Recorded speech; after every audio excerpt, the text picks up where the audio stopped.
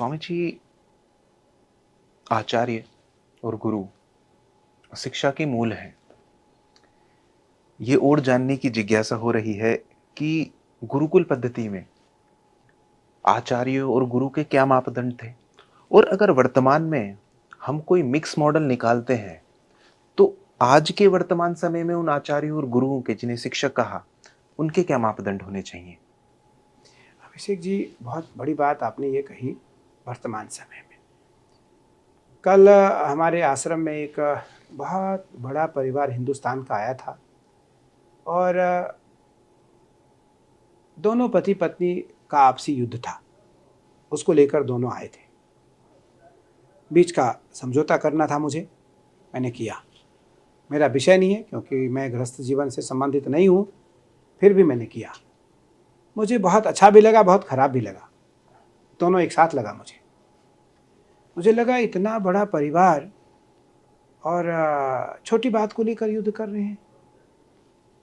फिर मुझे लगा कि बहुत अच्छा हुआ अगर दोनों ये कोर्ट और मुकदमे में थाने में गए होते तो परिवार बिगड़ गया होता। तो इन्होंने मन में रखा कि मुझे गुरुजी के पास जानी चाहिए, गुरुजी के पास जाकर हमें कोई न कोई ज़रूर इसका समाधान निकलेगा। और निकला। दोनों एक हुए। हमने दोनों की यहाँ वापस विवाह कराई, दोनों को हमने वापस माला पहनाया और दोनों को हमने यहाँ से भोजन करा करके विदा किया। मुझे लगता है कि आज आचार्य गुरु कई प्रकार से होते हैं। दत्तात्रेय भगवान ने 27 गुरु किए। दत्तात्रेय भगवान ने 27 गुरु किए और 27 में उन्होंने उल्टा नारी को भी, जो चरित्र से अच्छी नहीं होती हैं, उनको भी गुरु माना। उन्होंने कुत्ते को भी गुरु माना, सांप को भी गुरु माना, मछली को भी गुरु माना। उन्होंने जो एक समुद्र के किनारे एक जानवर होते हैं कई पैर वाले, केकड़ा, उसको भी गुरु माना उसने। तो उसमें से बहुत सारे महात्मा भी हैं जिनको उन्होंने गुरु माना है। चोर को भी, कौवे को भी गुरु माना उन्होंने। जिस जगह पर जुआ और मदिरालय होता है, उस जगह पर रहने वाले लोगों को भी उसने गुरु माना है, उन्होंने गुरु माना। तो एक तो होते हैं शिक्षा गुरु, एक होते हैं दीक्षा गुरु। तो मुझे लगता है कि जीवन में जो शिक्षा गुरु हैं वो भी गुरु हैं, जिनके द्वारा हमें मौलिक शिक्षा मिलती है। और आज से पूर्व यदि देखा जाए तो शिक्षा गुरु को भी एक श्रेष्ठ दर्जा प्राप्त था। बच्चे जाकर के अपने गुरु के चरण छूते थे। पढ़ने से पहले मास्टर साहब या गुरुजी या जो भी उनका संबोधन होता था उसको वो संबोधित करते थे। वर्तमान समय में जब से ये हॉस्टल परंपरा आ गई, गुरुकुल परंपरा थोड़ी मोटिवेट हुआ, हॉस्टल परंपरा आ गई, ये गुरु परंपरा धीरे धीरे समाप्त होती गई। अब हॉस्टल में, विद्यालय में, कॉलेज में पैर छूने की परंपरा नहीं रही। एक भय होता था मुझे, मैं भी गुरुकुल में रहा, भय होता था कि अगर मैं गलती करूँगा तो मार पड़ेगी। अब मार नहीं पड़ सकती है। अब टीचर विद्यार्थी को मार नहीं सकते, अगर मारते तो मुकदमा हो सकता उन पर। मुझे लगता है इस पर संशोधन होना चाहिए। उनको वह थोड़ा अधिकार जरूर मिलना चाहिए कि वो बच्चे को डांट सकें, बच्चे को नियंत्रण में रख सकें, बच्चे के ऊपर थोड़ा अंकुश रख सकें। बड़े बड़े हाथी को भी अंकुश में रखने के लिए जब महावत हाथी पे बैठता है तो उसके हाथ में अंकुश होता है, उसके हाथ में अंकुश होता है, नहीं तो हाथी बिगड़ जाता है। लेकिन बड़ा से बड़ा हाथी जानवर, बड़ा ताकतवर जानवर को भी छोटे अंकुश से नियंत्रण में लाया जाता है। मुझे लगता है कि मारपीट सही नहीं है बच्चों के साथ, बिल्कुल मैं इस पर सहमत हूँ। लेकिन थोड़ा अंकुश जरूरी है कि आपका आहार, विहार, व्यवहार, कर्तव्य चारों शुद्ध होने चाहिए, चारों शुद्ध होना चाहिए। आप हॉस्टल में हो, गुरुकुल में हो या कॉलेज में हो, आपको इतना समय से इतना समय यहाँ रहना है, आपको यही खाना है, आप बाहर नहीं जाएंगे। अंदर आपको मोबाइल, आपकी बैन है, आप मोबाइल नहीं चलाएंगे। मोबाइल, क्योंकि मुझे लगता है आज के समय में दोनों पति पत्नी का जो युद्ध था मोबाइल को लेकर के था। आज का सबसे बड़ा युद्ध मोबाइल है।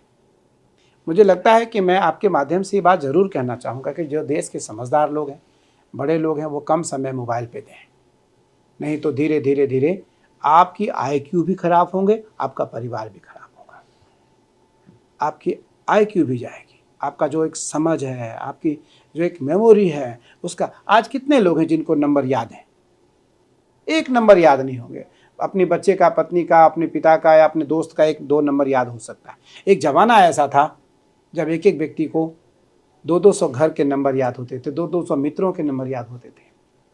हम लोगों को आज सारे श्लोक याद इसलिए हैं, गीता हो या भागवत हो, रामचरितमानस हो, न्याय हो, दर्शन हो, प्रस्थानत्रयी हो, वेद हो, वैयाकरण हो, इसलिए याद हैं कि हम मोबाइल ऐप से दूर हैं, मोबाइल ऐप से दूर हैं, नेट से दूर हैं, नेट से दूर हैं। तो निसंदेह हम बिल्कुल हर समय ताजे रहते हैं, हमारे अंदर आज भी वह स्फूर्ति बनी रहती है, स्मरण शक्ति हमारी बनी रहती है।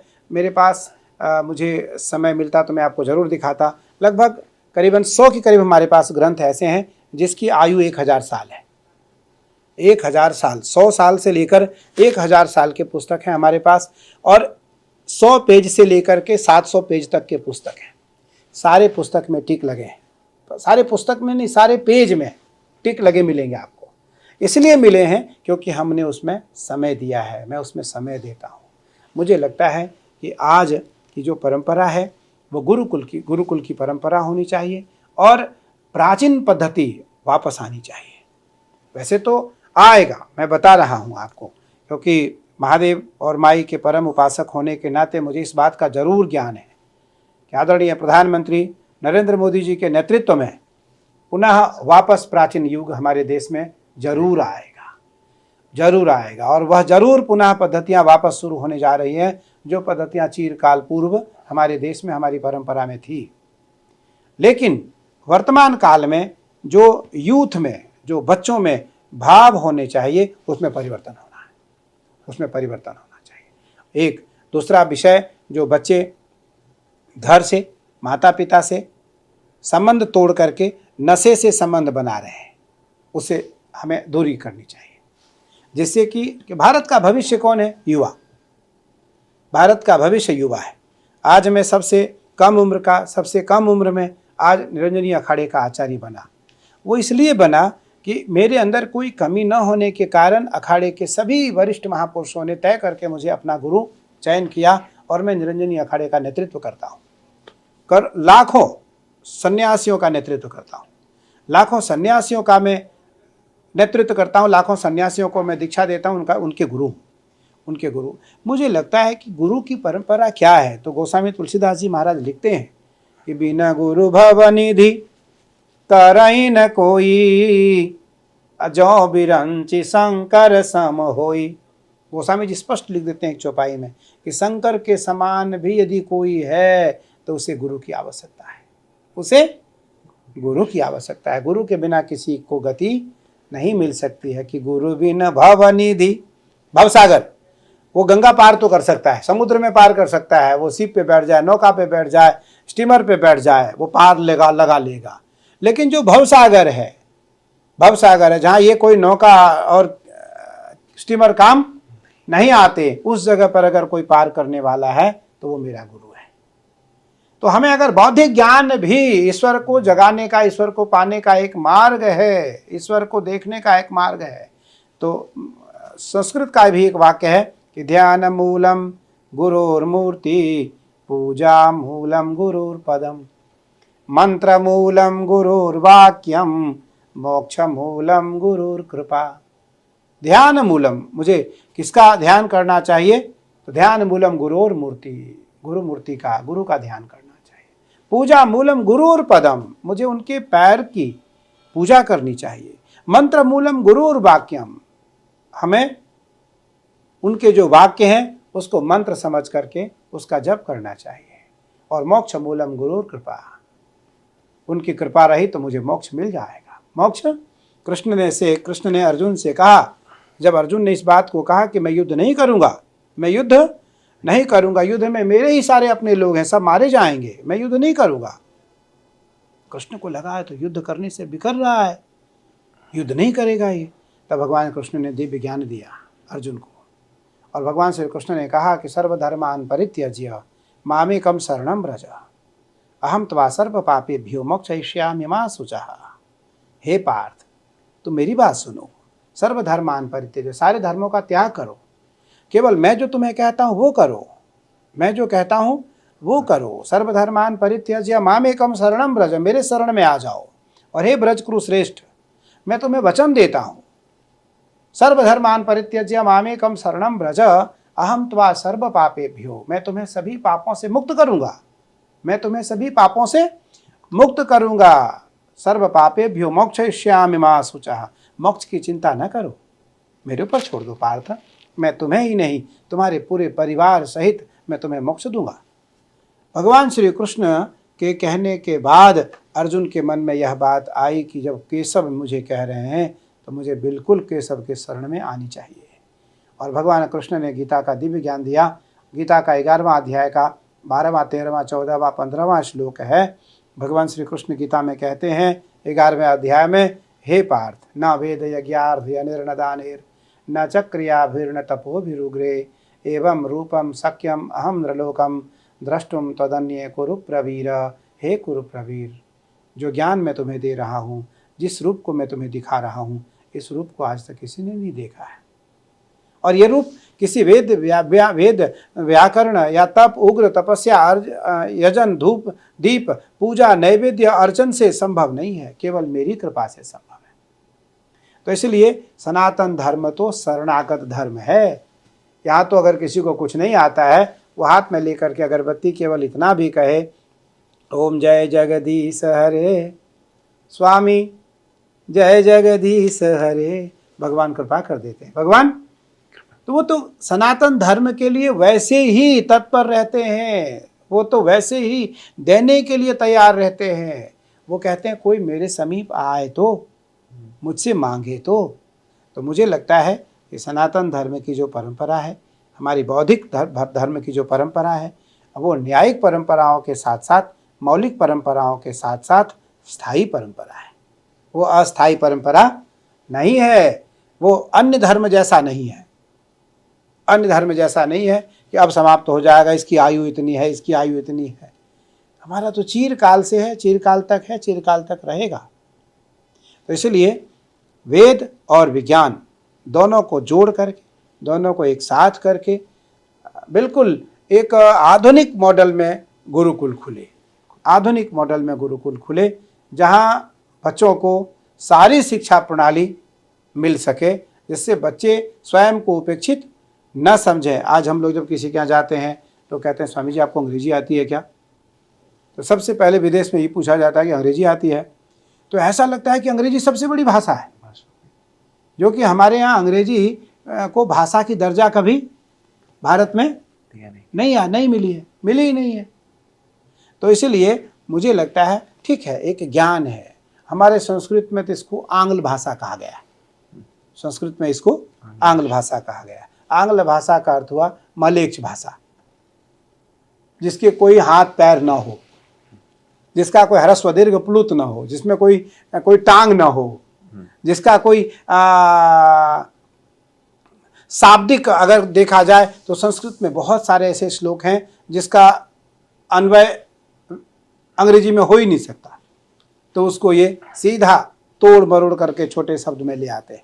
हमारे यहाँ तो एक शब्द का लाखों हजारों शब्द है, एक शब्द का हजारों पर्यायवाची है, हजारों पर्यायवाची है। हमारे यहाँ भगवान कृष्ण के कितने नाम हैं? 1000 नाम है। मुझे ईसा मसीह का नाम बता दे कितने हैं? मोहम्मद साहब का नाम बता दे कितने हैं?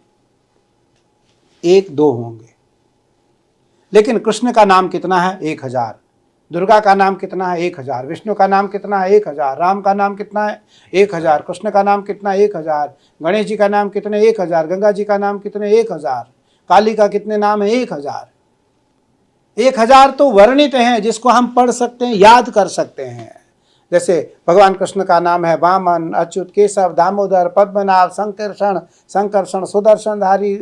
1000 नाम कृष्ण के ऐसे हैं। शिव के नाम ऐसे हैं, चंद्रमौलेश्वराय नमः, पद्माय नमः, श्मशानवासिनी नमः, गौरीपतये नमः, दक्षिणेश्वराय नमः, कालिकाधिपतये नमः, उमापतये नमः, नंदिकेश्वराय नमः, नंदीश्वराय नमः, वरदाधिपतये नमः, गणेश्वराय नमः, कार्तिकेश्वराधिपतये नमः। 1000 नाम है भगवान शिव के, 1000 नाम है। मुझे लगता है और कौन सा ऐसा पंथ है, कौन सा ऐसा धर्म है भैया, दूसरा कोई धर्म तो नहीं, पंथ है, छोटे छोटे पंथ हैं। धर्म तो एक है केवल, जो सनातन धर्म है। सनातन धर्म है और आदि से अंत तक है, सृष्टि से पूर्व और सृष्टि के अंत तक यह धर्म रहेगा। सृष्टि जब थी तब भी ये धर्म था, सृष्टि जब नहीं रहेगी तब भी ये धर्म रहेगा, क्योंकि कुछ महापुरुष ऐसे हैं जिनका कभी लय नहीं होता। सब लोग एक श्लोक बोलते हैं, गुरुर्ब्रह्मा गुरुर्विष्णु गुरुर्देवो महेश्वर गुरुर् साक्षात् परब्रह्म तस्मै श्री गुरुवे नमः। त्वमेव माता च पिता त्वमेव बन्धुश्च सखा त्वमेव विद्या द्रविणं त्वमेव सर्वं मम देव देव। तो हमारे यहाँ जो गुरु की परंपरा है वो अनादिकाल से है, इसलिए माता पिता गुरु राष्ट्र और भगवान 5 की पूजा होती है हमारे यहाँ। भगवान का दर्जा कहाँ आया? 5वां। गुरु हमारी माँ है, हमारी माँ, फिर हमारे गुरु हमारे पिता हैं, फिर हमारे गुरु हैं, फिर हमारे पूज्य हमारा राष्ट्र है, फिर हमारे भगवान है। भगवान कहते हैं जो 4 से गुजरता है वो मुझे पाता है, वो मुझे पाता है। जो 4 को बाईपास करता है, जो 4 को निगलेक्ट करता है, जो 4 को पीछे छोड़ करके मुझसे मिलना चाहता है, वो कदापि मुझसे नहीं मिल सकता है, वो कदापि मुझसे नहीं मिल सकता है। तो माता पिता गुरु राष्ट्र और भगवान, जो इन 5 से गुजरता है, मुझे लगता है देश में उसी की मूर्ति की स्थापना होती है, उसी की पूजा होती है। इसीलिए गुरु की परंपरा हमारे देश में सर्वोपरि है। और गुरु की परंपरा जब तक राष्ट्र में, धर्म में और हमारी सनातन संस्कृति में सुरक्षित है, मुझे लगता है तब तक देश और राष्ट्र हमारा सुरक्षित है। इसलिए आज सनातन की परंपरा, भारत की परंपरा सर्वश्रेष्ठ परंपरा है, जहाँ दुनिया के सभी छोटे बड़े विदेशी जो धर्मावलंबी नहीं है, जो सनातन धर्म को नहीं मानते हैं, नहीं जानते हैं, आज वो भी हमारे धर्म में आकर के जुड़ना चाहते हैं, मुझे मानना चाहते हैं, मेरे साथ वो ध्यान सीखना चाहते हैं, मेरे साथ वो क्रिया सीखना चाहते हैं, यज्ञ सीखना चाहते हैं, शिव पूजा सीखना चाहते हैं, वो हमारे यज्ञ हवन और हमारी उपासना सीखना चाहते हैं, इसलिए कि उनके यहाँ यह परंपरा नहीं है। सत्य।